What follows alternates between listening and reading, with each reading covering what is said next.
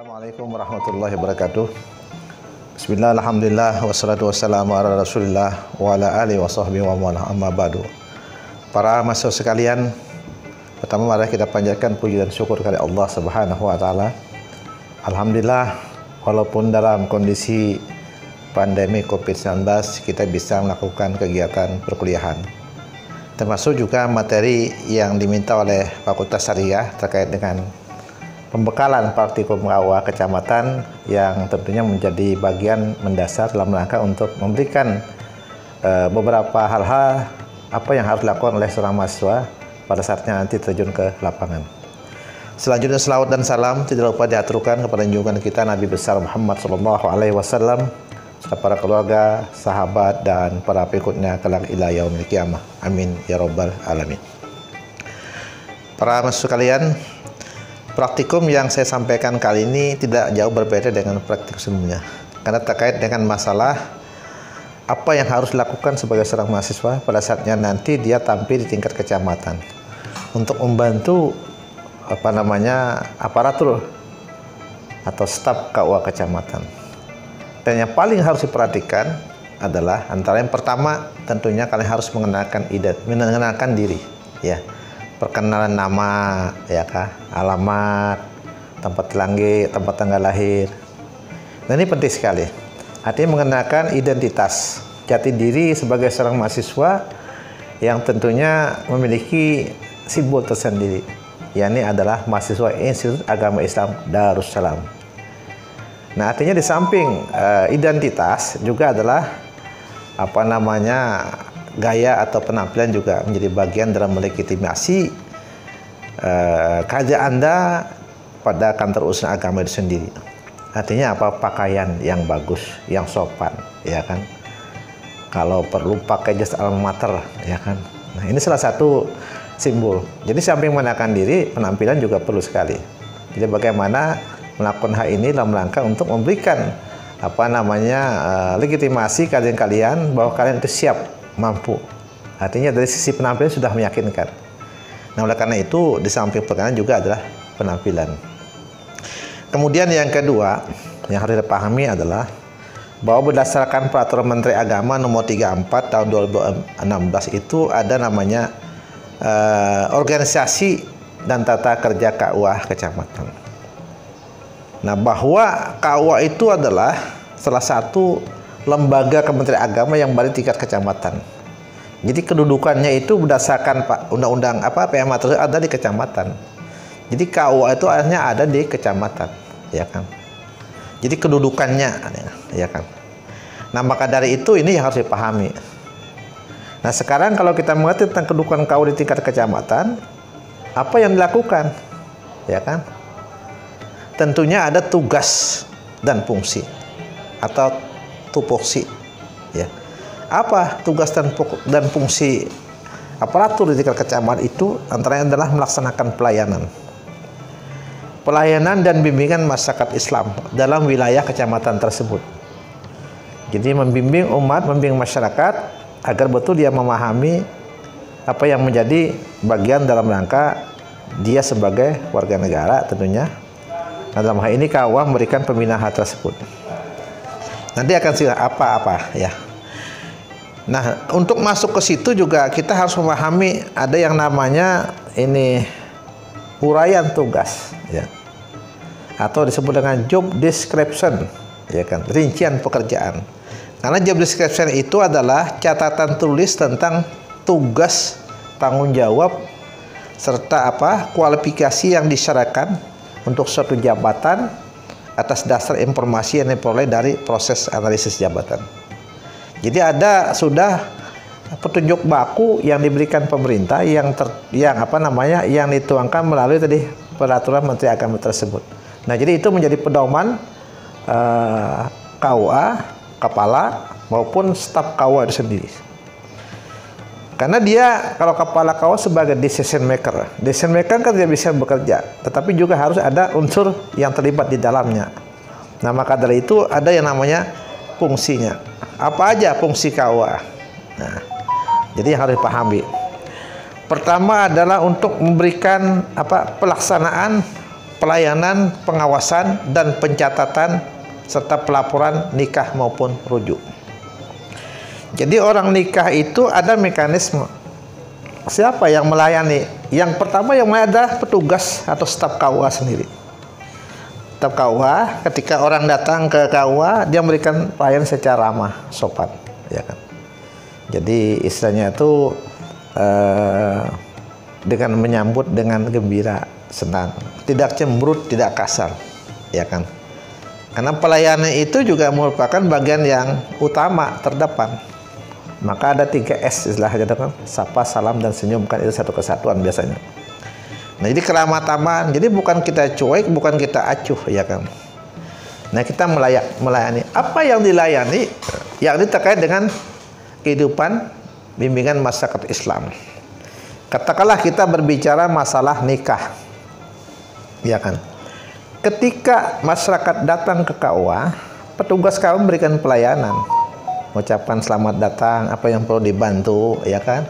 Anak bapak pian, anak pernikahan kah? Nah kalau anak pernikahan, adakah membawa dokumennya? Oh, aku hendak konsultasi, jadi dulu kan. Nah, kemana aku artinya hendak berkawin ini dulu. Nah, barulah pihak staf tadi menjelaskan.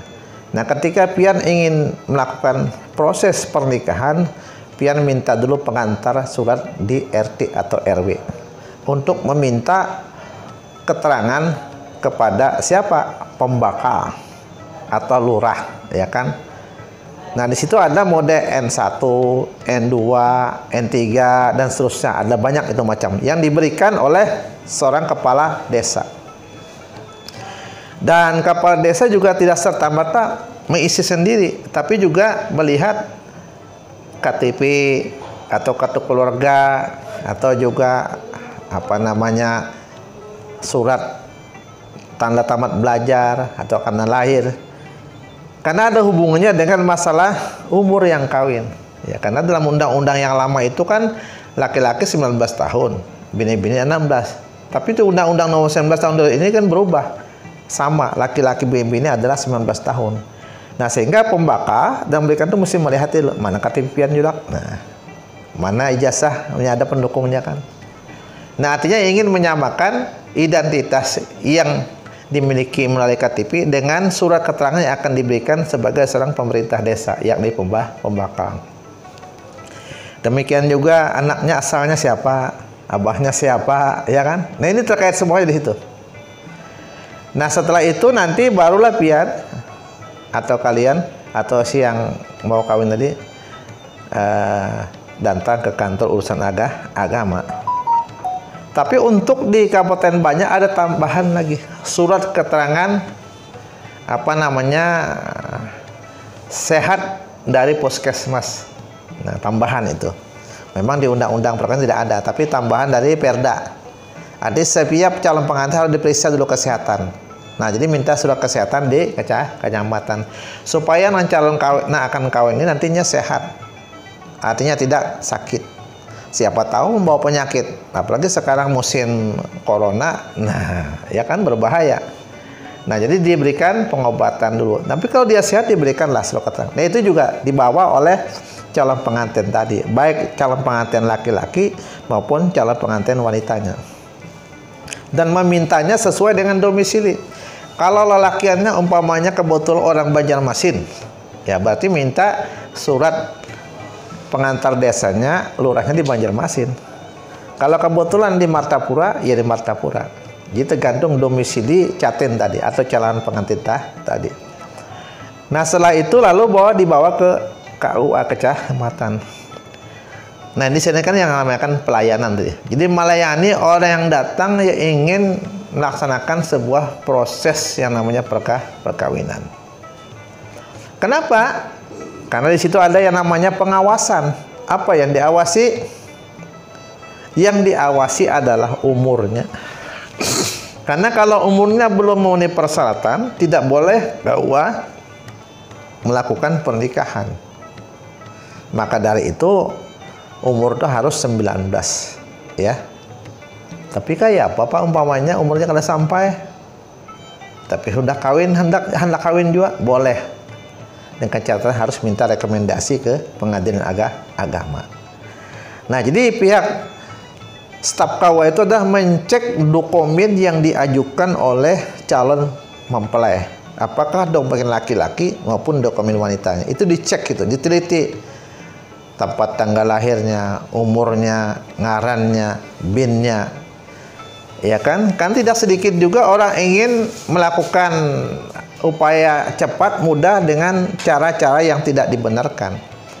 Umpamanya ambil aja orang tertua, jadikan umpamanya kan kuitan, padahkan kuitan, ya kan? Padahal bukan. Atau dipadahkan umpamanya kuitannya kereda, lalu dang jadi wali karena disanak. Nah, ini kaitannya dengan hukum, ya kan? Kaitan dengan wali. Nah, ini fungsi pengecekan itu untuk mendudukan syarat-syarat ini agar menjadi standar hukum Islam, ya kan? Karena wali itu ada wali akrab, ada wali abad. Yang mau ada abahnya kan apa harus sanaknya kan begitu. Nah, jadi ini yang dicek. Jadi oleh siapa? Di staf KUA. Nah, kemudian setelah dia mencek, lalu dicatat dalam buku besar identitas calon mempelai tadi, ya kan? Nah, kemudian setelah dicatat, kemudian lagi nanti dilaporkan ke Kanwil, ya kan? Atau ke kabupaten dulu, baru ke Kanwil dan terus ke Kementerian Agama di pusat, ya kan? Nah, setelah itu barulah diumumkan di papan pengumuman model NC1 kan itu. Nah, ini dalam rangka mengolah tadi kan orang yang mau masuk melaksanakan proses pernikahan. Kenapa? Karena pelayanan dan bimbingan pernikahan ini penting sekali untuk memberikan legalitas perkawinan seseorang. Jadi pintu masuknya itu adalah pengecekan dokumen awal itu. Kan tidak sedikit orang yang memalsukan data, tidak sedikit juga oknum yang memasukkan identitas dirinya. Nah, padahal itu tidak dibenarkan. Jadi tidak ada pada saat di kemudian hari yang sifatnya kau itu salah nulis nama, salah nulis tanggal lahir, karena sudah bercermin kepada data yang diberikan oleh calon mempelai. Nah, jadi ini penting pengecekan. Jadi untuk menghindari hal-hal yang tidak diinginkan dalam proses pernikahan, termasuk juga yang rujuknya, ya kan? Jadi dilihat dulu masih iddah atau tidak kan. Nah, mana bahasa pulang sudah iddah. Nah, ini yang dilakukan oleh aparatur KUA ketika pada saatnya nanti di lapangan. Nah, setelah dicatat, diumumkan di pengumuman mode NC7 itu menunggu waktu kurang lebih sekitar 7 hari, ya kan? Kenapa ada rentang waktu 7 hari itu? Maksudnya adalah untuk memberikan informasi kepada masyarakat. Jangan-jangan ini punya suami, jangan-jangan punya istri, padahal tidak umpamanya. Nah, jadi ini untuk melakukan kontrol pengawasan publik. Jadi selama 7 hari. Jadi kalau masukkan dokumennya tanggal 1, berarti tanggal 8 barulah boleh dilakukan pernikahan. Nah, tapi bagaimana Pak kalau umpamanya hendak menikahan 3 hari, apalagi di kampung. Di kampung itu kan sudah menyembelih sapi, ya kan? Untuk selamatan, undangan sudah berbagi. Bisalah Pak, kurang dari 7 hari pernikahannya. Boleh, tapi harus ada rekomendasi dari Pak Camat. Jadi pihak Caten minta rekomendasi ke kantor kecamatan. Kemudian dibawalah ke staf KUA. Nah, jadi pada prinsipnya tidak boleh, tapi ada fleksibilitasnya itu. Hal-hal tertentu yang patut untuk dipertimbangkan. Tadi dengan alasan sudah berundangan, sudah menyembelih sapi, menyakan. Nah, jadi boleh dimajukan pernikahannya, dan harus menunggu sama 7 hari. Nah, kemudian setelah itu nanti pada hari ke-8 dalam menunggu 1 sampai 7 itu kan penjadwalan pernikahan. Siapa yang akan menikahkannya kan itu. Nah, dijadwalkan oleh petugas KUA tadi. Karena yang menikahkan itu adalah orang yang sudah memiliki sertifikat seperti penghulu, ya kan. Artinya dia sudah betul-betul memiliki kompetensi. Kan tidak gampang itu. Sebagai seorang penghulu ada persyaratan untuk bisa menjadi sebagai seorang penghulu. Antara lain dia menguasai fikih munakahat, ya kan, tentang syarat rukun nikah. kemudian juga dia memahami dan mengerti betul Undang-Undang 1 tahun 1994 maupun Undang-Undang yang baru, ya kan, 2009 kemarin. Nah, itu paham betul dia. Nah, artinya apa? Dia harus punya sertifikat. Nah, itu syaratnya. Nah, sehingga nanti pihak staf itu hanya mengajukan usul kepada KUA siapa yang akan menikahkan. Kalau memang ternyata di KUA itu ada 4 orang punya sertifikasi boleh menikahkan, maka kan dibagilah dalam 1 bulan itu berapa orang yang mengajukan usul pernikahan, ya kan? Nah, setelah itu baru pelaksanaan akad nikah. Nah, pelaksanaan akad nikah, saya ulang, pelaksanaan akad nikah itu bisa di KUA dan juga bisa di rumah. Kalau kita di Martapura, umumnya itu ketujuh di rumah. Kenapa? Sekaligus selamatan. Nah, tapi konsekuensinya ada peraturan presiden tentang masalah biaya nikah. Kalau nikah di rumah itu bayarnya 600.000. Tapi ketika kalian nanti nikah di KUA itu gratis. Nah, ini maksudnya apa? Untuk memberikan kemudahan bagi masyarakat, ya kan? Tidak ada lagi alasan biaya nikah mahal. Tapi biaya nikah sekarang sudah gratis. Nah, tinggal para catin saja, ya kan? Mau di KUA gratis pada hari dan jam kerja, mau di rumah gratis. Nah, ini hal-hal yang tentunya yang harus dipahami dalam konteks tadi kan proses pernikahan. Dalam konteks ini juga ada yang namanya program baru. Ketika kita mendaftar nikah secara offline, kan, datang ke KUA. Tapi ada juga yang online. Ada namanya SIMKAH. Jadi bisa kita menginput data di rumah. Kalau Bang kebetulan punya WiFi, ya kan, atau jaringan bagus, ya kan. Ini salah satu kemudahan yang diberikan pemerintah. Jadi mendaftar N1, N2, N3 itu didaftarkan di rumah bisa lewat internet, ya kan. Dan ini juga dilola oleh petugas KUA yang namanya tadi pendaftaran online. Nah, kalau yang awal-awal saya katakan adalah itu namanya offline. Jadi pendaftaran manual. Nah, kenapa? Karena ini memberikan kemudahan di era informasi dan teknologi, ya kan. Jadi bisa saja secara online. Jadi tapi juga harus ada area-area yang spot kah? Nah, hotspot itu. Termasuk juga data-data keagamaan bisa diinput sekarang. Nah, artinya ini di KUA ada juga pola seperti itu. Tapi yang mengoperasionalnya tidak semua orang. Orang yang betul-betul mendapatkan sertifikasi dari Kementerian Agama. Artinya apa? Kalau kita tidak memiliki kompetensi itu, tidak mungkin diberikan oleh KUA karena akan terganggu data. Nah, jadi orang-orang yang betul-betul memiliki sertifikasi. Nah, tapi kalau memang kita memberikan informasi, ya kan, memberikan bimbingan, ya, tapi yang menginput datanya petugas KUA, alhamdulillah kan masalah kan tuh. Nah, jadi ini artinya apa? Era teknologi sekarang ini juga bahwa kantor urusan agama juga memberdayakan yang namanya layanan ya yang online. Nah, tidak saja offline. Nah, para mahasiswa juga mengerti hal ini. Artinya ada ranah yang memang kewenangan kita praktek, ada ranah yang petugas khusus. Umpamanya saja data porlab di perguruan tinggi kita Darussalam. Itu tidak semua orang bisa memegang itu. Aja petugas khusus. Kenapa? Khawatir kalau orang lain bisa akan menginput data dan bisa kalau tidak pas rusak datanya.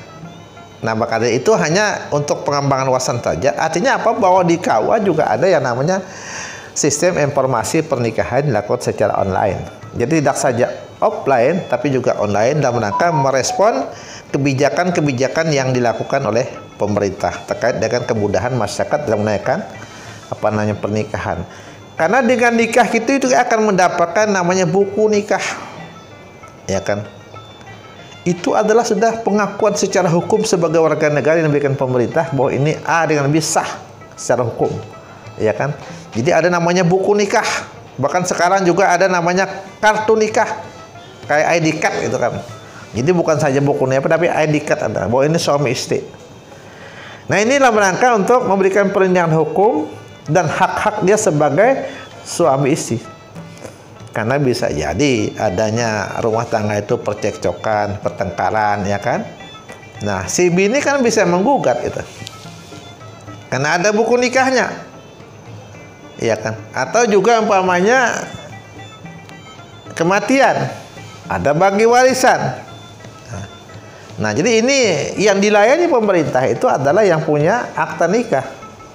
Tidak mungkin pemerintah memberikan tanpa itu. Nah, maka dari itu ini adalah perlindungan kita selaku negara yang telah melaksanakan pernikahan di kantor urusan agama. Artinya dia punya mendapatkan perlindungan hukum. Pertama, sah dari hukum fikih menakahat karena memenuhi persyarat, dan juga sah secara hukum positif. Nah, kenapa? Karena mungkin para mahasiswa juga mendengar ada yang namanya nikah di bawah tangan, ya kan? Ada yang namanya nikah siri, ya kan? Ada namanya nikah di bawah umur, ya kan?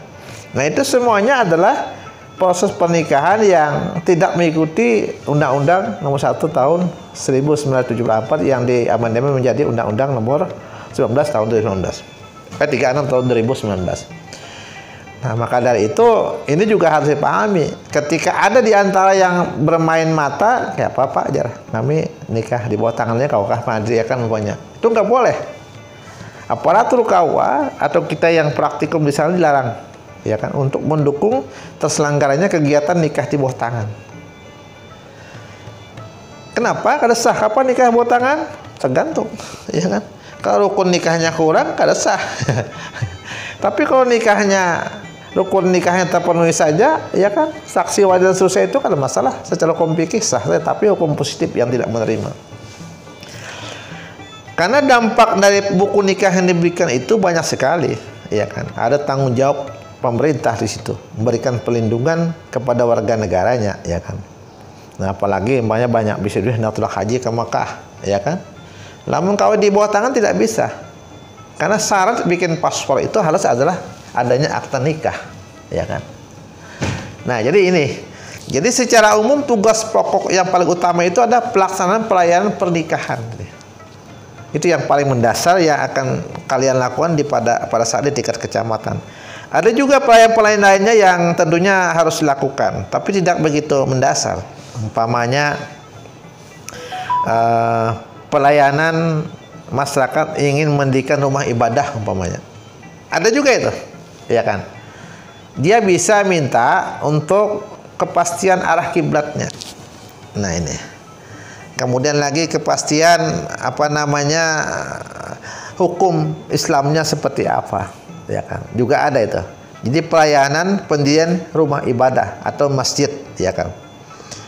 Nah, jadi ini dilakukan juga oleh KUA. Kenapa? Karena memang puruyahnya dalam masyarakat kita Banjar ini banyak. Ada yang berlatar belakang Nahdlatul Ulama, ada berlatar belakang Muhammadiyah, ada Persis dan sebagainya, itu kan. Nah, kalau ulama klasikal kan tidak mau masjid yang berdekatan itu.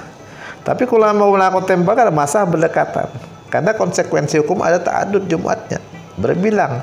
Jadi siapa yang dahulu takbiratul ihramnya, maka itulah yang dibenarkan menurut agama. Nang tadudi, bahasa baju huruf bahasa. Nah, ini biasanya ulama klasikal karena mau berdekatan. Nah, ini juga harus nanti dikendalikan oleh Kementerian Agama. Artinya pada prinsipnya tidak melarang pelindungan ibadah, tapi betul-betul kebutuhan nyata. Kebutuhan yang memang diperlukan masyarakat setempat, ya kan. Artinya apa? Kan jangan berdampingan, kan itu biasanya. Nah, jadi tidak melarang tapi mengatur dan mengendalikannya. Nah, ini peran KUA juga, karena awal orang bikin rumah itu kan tidak mungkin mesti kecamatan dulu. Yang tahu kan kecamatan, barulah nanti naik ke kabupaten, kasih urais, barulah minta rekomendasi ke FKUB, kan begitu. Nah, dari pintu masuknya itu di kecamatan, yang tahunya kan kecamatan. Kemudian lagi ada pelayanan yang namanya hisab ruyah juga ada. Jadi KUA juga berperan, tapi sudah lewat nih bulan Ramadan kan, ya kan. Kalau pas puasa itu ikut terlibat melaksanakan ru'yatul hilal. Karena itu bagian daripada tugas yang dilakukan oleh aparatur KUA, ya kan. Kemudian lagi juga terkait dengan masalah-masalah yang besarnya saja, masalah zakat, wakaf juga. Ya. Kan ada sudah namanya Undang-Undang 23, ya kan, tentang penyelenggaraan zakat, ya kan. Nah itu kan ada namanya organisasi, ya kan, Basnas. Nah kita di KUA ikut mendukung, ya kan, penyelenggaraan penunaian zakat lewat UPZ kalau di kecamatan itu. Karena yang Basnasda cuma di kabupaten. Jadi boleh menerima dan menyalurkan, tapi kalau UPZ hanya mengumpulkan saja di kecamatan. Nah ini kalau bulan Ramadan juga, apalagi malam hari raya itu banyak sekali orang mendeklarasikan diri ingin menjadi amil. Dilanggar di sekolahan, ya kan. Tapi yang betul adalah nangar amil itu diangkat oleh pemerintah, ya kan. Kemudian si amil tadi dibimbing, dilatih, diberikan pembekalan wawasan dari aspek hukum fikihnya kan. Kemudian pendistribusiannya bagaimana, menerimanya kayak apa, kemanjakannya paham betul. Nah sehingga menyalurkan zakat di situ, mereka di situ selaku amil dia salurkan lagi kepada yang betul-betul berhak menerimanya. Karena ada istilah bahasa itu ada perencanaan. Nah kalau UPZ kan di kecamatan itu, jadi hanya untuk mengumpul saja, mengumpul. Tapi kita bicara kemarin dengan pengurus Bas Kabupaten Banjar, boleh aja menyalurkannya. Kami minta laporan aja artinya. Nah laporan. Karena ada juga pandangan masyarakat, kamu nunjuk ke Bas kan dapat lagi artinya zakat. Nah jadi ada fleksibilitasnya, ya kan. Kemudian lagi yang ramai juga adalah masalah haji juga. Itu peran KUA juga. Karena bimbingan manasik haji itu adanya di tingkat KUA, di kecamatan. Jadi bimbingan manasik haji. Tapi tahun ini insya Allah ada, ya kan. Kenapa? Karena pemerintah kita memberikan kesempatan terkait masalah banyaknya virus corona di luar negeri. Tapi karena bagian daripada tugas kita juga itu adalah peran KUA selaku instruktur bimbingan manasik haji, ya, yang dilakukan oleh pemerintah. Jadi yang pemerintah itu, ya maksud kami yang reguler, bukan yang plus tidak, ya kan. Ya, nah itu juga mereka dibimbing mulai dia mendaftar, kemudian pasca pendaftaran, kemudian lagi sudah mendaftar resmi, didiklat selama 10 kali, kemudian pasca haji juga dibina.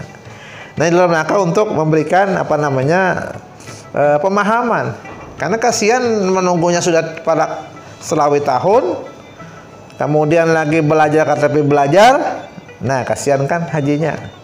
Nah karena sudah menunggu, jadi harus bujur-bujur pemerintah melakukan pembinaan. Melalui apa? Melalui kantor urusan agama, namanya bimbingan manasik haji. Nah, jadi secara umum apa yang menjadi bagian tadi adalah merupakan kemungkinan besar, ya kan. Tapi yang paling mendasar adalah nikah dan rujuk, ya kan. Paling mungkin ada orang minta arah kiblat kan, termasuk juga itu kan. Nah, jadi intinya kesimpulannya adalah yang perlu dibangun dalam kegiatannya di lapangan nanti adalah pertama penampilan, ya kan. Kemudian penguasaan pekerjaan, ya kan. Nah, kemudian yang berikutnya adalah menjaga nama baik kita, itu yang kita harapkan. Jadi menjaga kelembagaan kita, karena putingnya itu ada Darussalam. Nah jadi ini artinya penguasaan materi, penampilan yang baik, ya kan. Kemudian lagi menjaga jati diri kita sebagai mahasiswa Institut Agama Islam Darussalam. Insya Allah sukses, tidak ada masalah kan. Karena yang namanya praktikum ini pengembangan aja. Teori didapat, bagaimana kita mengembangkan di tingkat kecamatan. Nah sehingga betul-betul kita mampu menjabarkannya. Karena tidak sedikit juga tidak ada diajarkan, tapi ada kenyataannya kan begitu. Artinya antara teori dan praktik juga bisa saja tidak ada itu kan. Tapi kemungkinan ada besar itu kan. Karena itu berdasarkan pengalaman, ya kan. Seperti yang saya sampaikan tadi kan, kenapa harus hati-hati mencek? Karena banyak juga oknum yang memalsukan, memakap data tadi kan, memakap umur, memodifikasi ngaran. Bahari itu ngaran dihitung, ngarannya banyak Ahmad. Nah, padahal nang di KTP-nya Ahmadi. Nang bini-bininya Aminah. Padahal ngaran Siti Aminah. Karena hitungan habu dapur itu karena rezekinya ada. Lalu dirubah ngaran, ya kan, kalau saya KTP. Nah, sekarang nggak bisa lagi. Kalau dulu kan dikabulkan, sekarang nggak boleh lagi. Kenapa? Karena ada hubungannya dengan identitas di kemudian hari. Pas jadi anggota DPR punya kan lah. Anak KTP, anak lawan nikah lain, artinya lawan duit banyak, ya kan? Anak berangkat ke Makkah, punya kan, umrah. Nah, ini juga jadi masalah itu. Nah, tidak pas nama kata itu yang perlu cek nambakan itu. Dalam rangka untuk mendudukkan sesuai nama yang sebenarnya. Kenapa yang namanya kawada, namanya sumpah jabatan. Nah, kira-kira itu aja secara umum. Nanti bisa dilihat di slide saya ini ya, terkait dengan masalah pembekalan ini. Mudah-mudahan ini menginspirasi, memberikan wawasan dalam rangka untuk pelaksanaan praktikum di lapangan nantinya terkait dengan masalah pernikahan khususnya, ya kan. Yang penting kuasai, ya, menguasai maksud kami pokok-pokok terkait dengan uraian tugas KUA itu sendiri, insya Allah, ya kan. Ada doa, ada usaha, ada istiqomah dan tawakal, ya kan, disebut dengan duit kan, jika duit. Dan mudah-mudahan ini berkah. Nah, kira-kira ini saja yang dapat kami sampaikan dalam pembekalan ini. Mudah-mudahan ini menjadi jembatan untuk bisa memberikan pelayanan prima kepada masyarakat terkait pelaksanaan pernikahan. Dan mohon maaf atas khilafan dan kesalahan. Selamat berpraktek. Semoga Allah Subhanahu wa taala senantiasa memberikan bimbingan dan petunjuknya dalam melaksanakan tugas yang mulia ini. Demikian, wal afa minkum wallahul muwaffiq ila aqwamit thariq. Wassalamualaikum warahmatullahi wabarakatuh.